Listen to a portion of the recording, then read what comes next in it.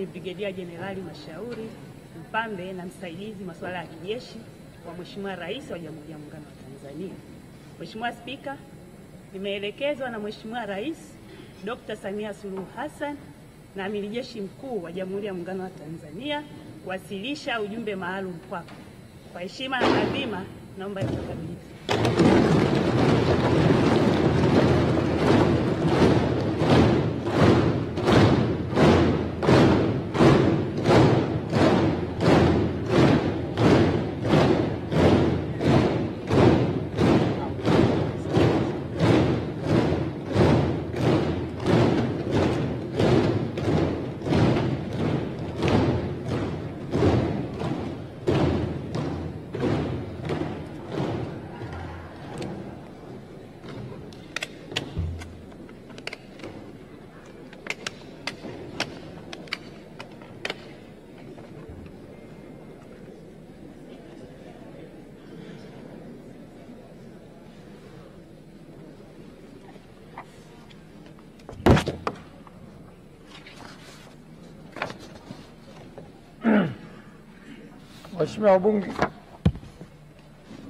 Waheshimiwa wabunge, uteuzi wa Waziri Mkuu wa Jamhuri ya Muungano wa Tanzania.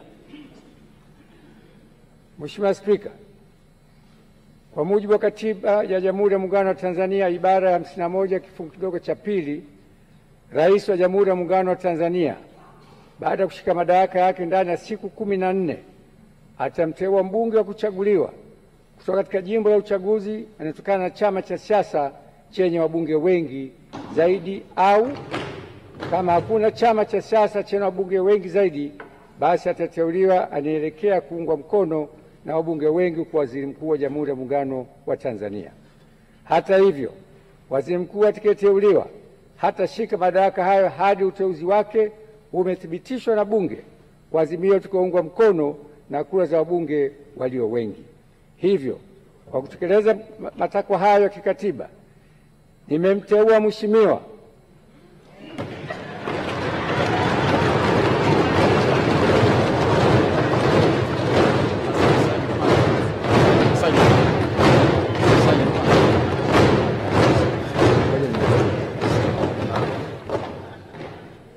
Daktari Mwigulu Lameck Nchemba